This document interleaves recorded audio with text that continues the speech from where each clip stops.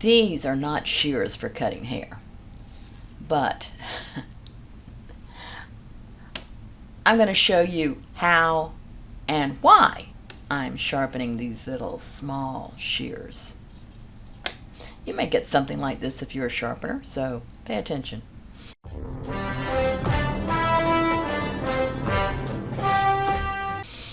So these are embroidery shears, and they are quite old. This is sterling silver. It's not stainless steel. And these, the letter she says, enclosed is a single pair of 1930 4.5-inch embroidery shears with a chipped tip on one of the blades and silver handles, as discussed. These are an heirloom, but she still uses them for embroidery, and she, you know, I understand that. I have lots of antiques. If you come to my office, you'll see I have 2 beautiful antique chairs in there that belong to my grandmother, and they actually went through Hurricane Katrina, got flooded, and they're still in good shape. And I'm sure that's how she feels about this little scissor. I might Google it and see if there's some on the internet. It's very lightweight, very delicate, and she gave it to somebody to sharpen, and they really messed up the tip. So I don't want to do anything that might destroy it, so I need to be really, really careful. So I thought I'd let you see how I'm going to sharpen it and how I test it. I think she's using this for cutting threads primarily. I don't have any thread here, but that would be similar to cutting some of this fur on here. And it definitely pulls that fur. See? This is one of those shears where less is more. I don't want to overdo it. I definitely don't want to try to take it apart. The adjustment's fine, so I'm not going to do anything with that. Basically, I just want to go back and put an edge on here and fix those tips. I could almost do this by hand, but I think I'd rather do it on the Simek.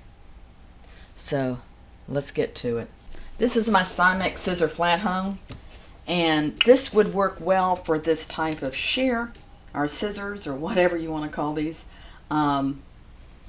because I can go at a very slow speed, whereas like some of the grinding systems you wouldn't be able to. I've got it upright. I'm not going to use the clamp. I've got a plate on here that is the flat plate with a worn 100 grit, and I'm probably going to have to shorten it a tad to get those tips pointed. So always going right, and I'm going to come in here. I'm not at right angles, but I'm close to it, just a little bit off, and I'm going to go super slow.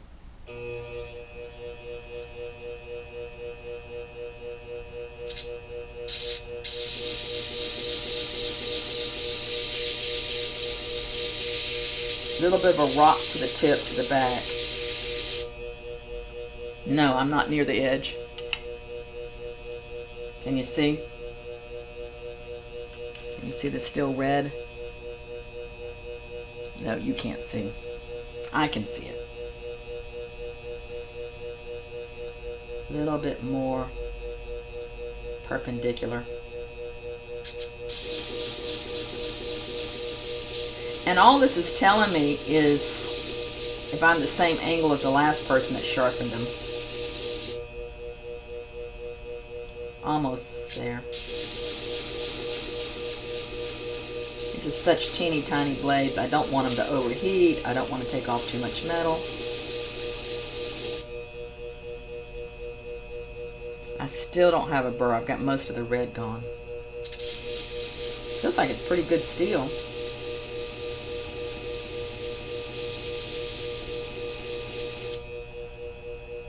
I'm going to go just a tad faster because it's not overheating.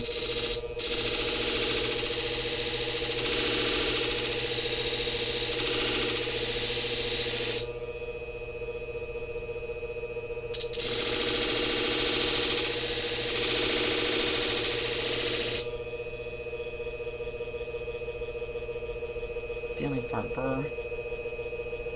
Burr at the tip, not in the back here quite yet.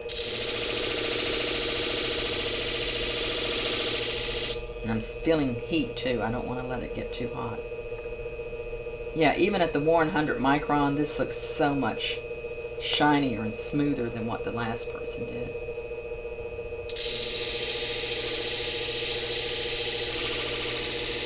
And if this starts getting hot, you can spray a little water on it. Or just have a cup next to you and dip it in the cup.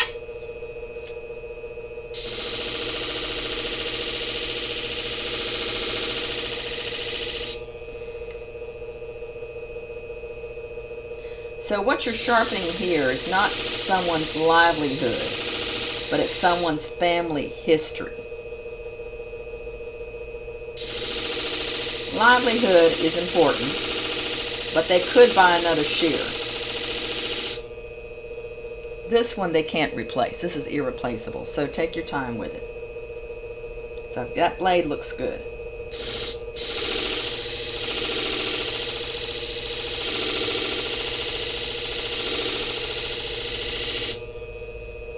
Nope.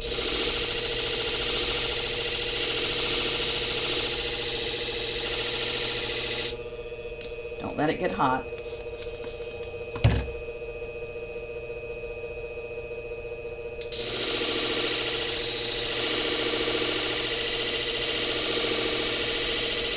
Now, I would not use a fresh 100 micron. This one, I've been using it for quite a while for a lot of shears. It's probably equivalent to maybe a 40 micron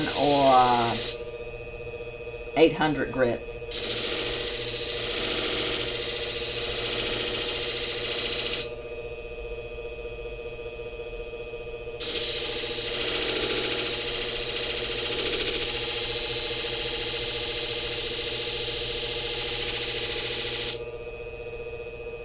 It's like a little dip right here that I'm looking at.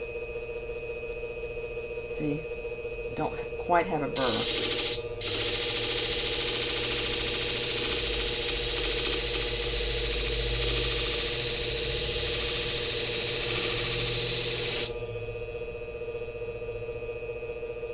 Ooh, it's getting warm. That's the other reason you put your hands on it, so it doesn't get warm. I mean, well, it gets warm, but you'll burn your finger before it gets hot enough to really affect the metal.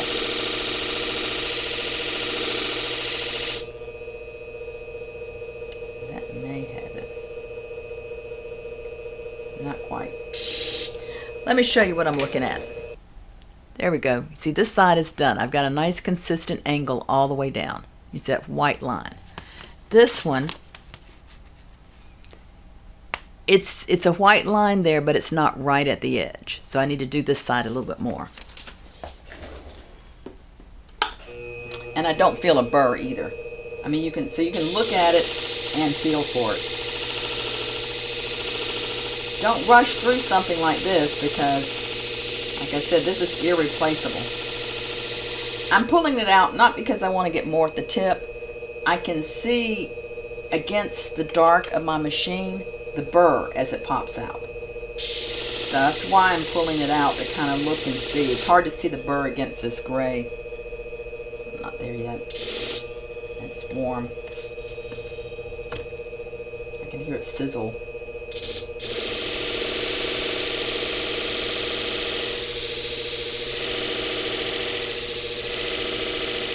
You hear the difference in the sound? When I hit the back, it's a lower sound. When I hit the tip, it's a higher pitch. Same thing when you're sharpening beauty shears. If you're doing it, if you're right in the center, should be a nice little scratchy sound.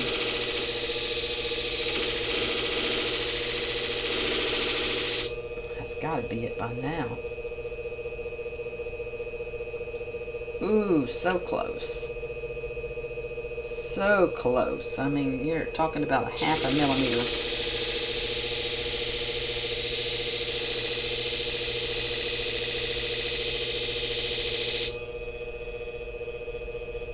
Looks like I've got it. don't have a burr right at the tip.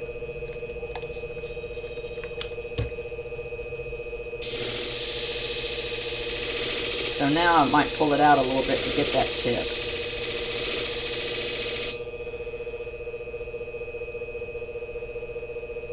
I can actually see I don't have a burr at the tip. Good eyes is important in this. I got it now. I can see that. I think, no, there's a little bit right behind the tip. And I doubt if you can see that.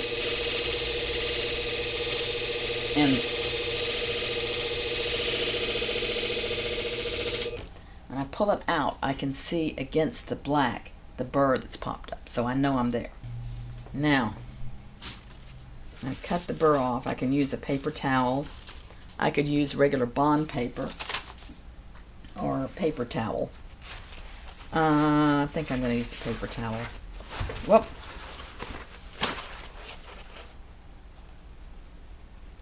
And I'm not like I'm testing shears. I'm actually putting a little side pressure in there as I cut that burr off.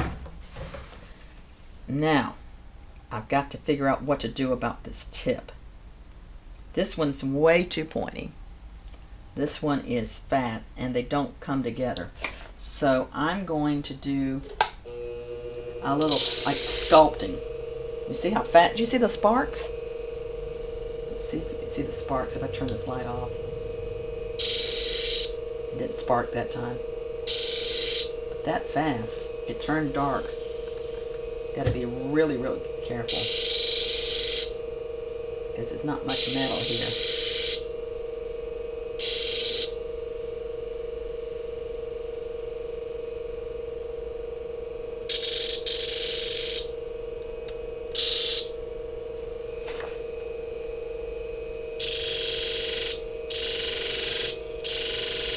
So I'm making them the same length,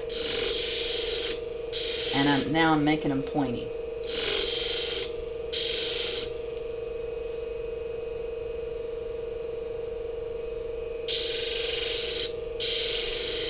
This is kind of the opposite of what you do with beauty shears, because a lot of them you want to take the pointiness out. These you want them nice and pointy so they can get under, like under stitches if they're ripping something out. If you embroidery like I do, or hand sew like me, a lot of times you have to get underneath it and rip out the stitches. I did a cross stitch thing for Mystie for her dining room. That was quite an elaborate thing. I've done a lot of cross stitch things in the past. Haven't done as much cross stitching here lately. I feel like I need to rest my hands a little bit, my eyes when I get home from sharpening. And I'm just checking it, making it more pointy. Let's see. Let's see how it cuts tissue. Cuts really smooth. Now remember, it pulled this fur. Not that she's cutting fur with it, but this would imitate. So, you see these little fuzzy things right here? That's a good one right there against the black. You see that against the black? Watch.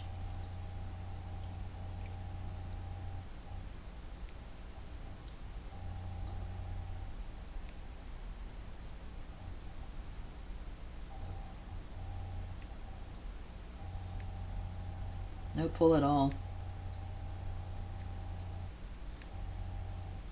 See how the whole thing cuts? Oh, she's going to be very happy with those.